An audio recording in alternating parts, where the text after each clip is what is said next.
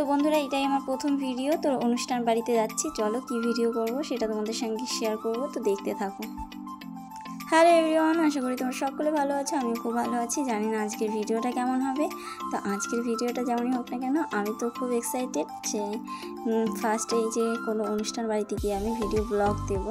জানি না কেমন হবে, তো তোমরা একটু মানিয়ে নিও, যেহেতু অনেকের মাঝে ব্লগটা আমি করব, ঘাবড়ে যাচ্ছি একটু আমি।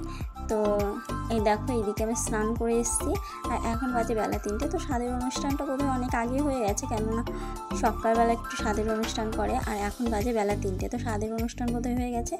তো এই যে স্বাদে যাব, তার জন্য দেখো একটা সাদা প্যান্ট আর একটা শর্ট কুর্তা পরে নিয়েছি।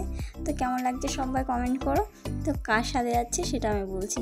এটা হচ্ছে আমার বন্ধুর বইয়ের স্বাদ, তো সেইখানেই যাব অনুষ্ঠান বাড়িতে। আর আমি কিন্তু মেকআপ করতে পারি না, তো কেমন হয়েছে সাজটা সবাই বলো, ঠিক আছে?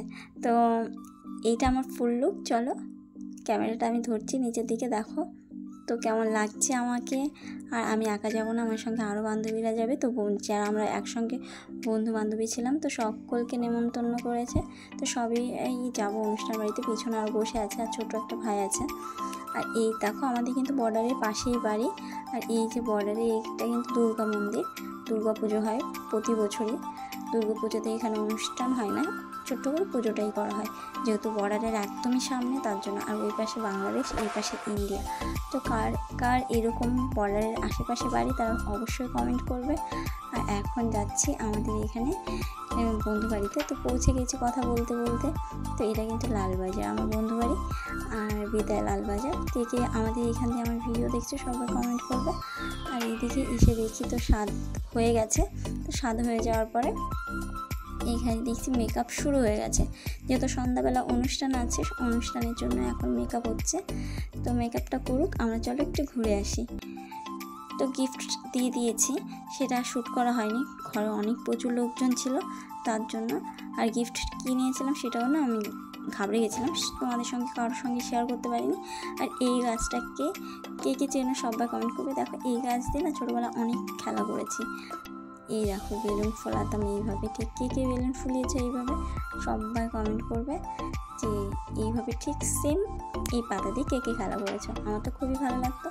আর আমাদের ওই এইদিকে আর কি, আমরা ওই এক গ্রামে বাস করি, এপাড়া ওপাড়া আর কি। তো এই যে বর্ডারের এই পাশটা না, এই গাছগুলো প্রচুর, আমাদের ওই দিকটা এখন না নেই।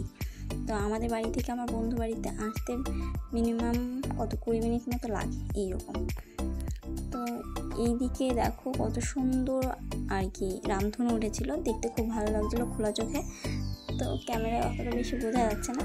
তো এসে দেখি দেখো সাজানো পুরো হয়ে গেছে। তো কেমন লাগছে লুকটা সবাই কমেন্ট করো। আর এইদিকে এই যে এই দাদাটা সাজাচ্ছিল, তো সাজিয়েছে দেখো খুব সুন্দর সাজিয়েছে আর দারুণ লাগছে কিন্তু দেখতে।